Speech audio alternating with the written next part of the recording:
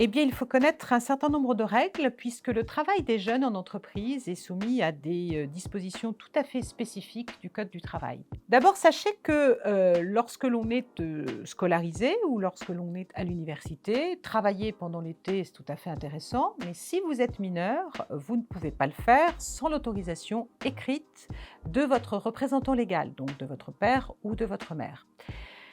Vous avez l'autorisation écrite de travailler, très bien, votre employeur vous recrute, mais il ne doit pas vous soumettre aux mêmes conditions de travail que vos collègues de travail majeurs.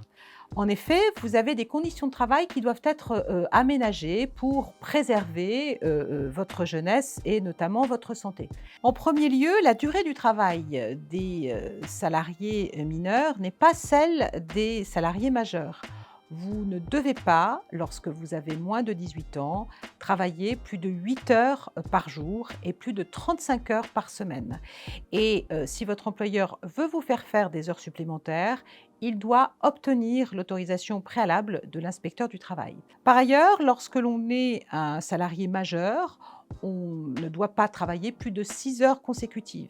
Eh bien, lorsque l'on est mineur, on ne doit pas travailler plus de 4h30 consécutives et vous devez avoir une pause donc après 4h30 consécutives de travail. Au surplus, vous avez droit à un repos hebdomadaire. Ce repos hebdomadaire doit être nécessairement de 2 jours consécutifs. Il y a certains domaines où il y a des exceptions, notamment lorsque vous travaillez dans l'hôtellerie, dans les boulangeries, où là, vous devez avoir 36 heures de repos consécutifs hebdomadaires. Par ailleurs, votre repos journalier doit être minimum de 12 heures par jour. Et puis, s'agissant de votre salaire, eh bien, sachez qu'il n'est pas le même que les salariés majeurs. En effet, la loi indique que les salariés mineurs doivent être payés à hauteur du SMIC, mais pas totalement. Lorsque vous avez entre 16 et 17 ans, votre employeur doit vous verser au minimum le SMIC moins 20%.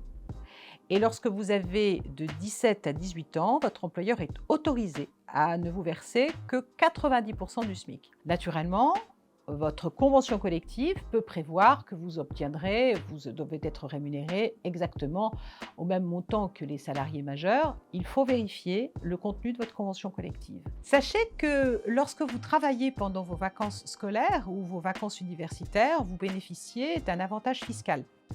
En effet, tous les jeunes personnes qui travaillent pendant les vacances scolaires et universitaires et jusqu'à ce qu'ils aient 25 ans bénéficient d'une exonération fiscale équivalente à 3 mois de SMIC, 3 fois le montant mensuel du SMIC.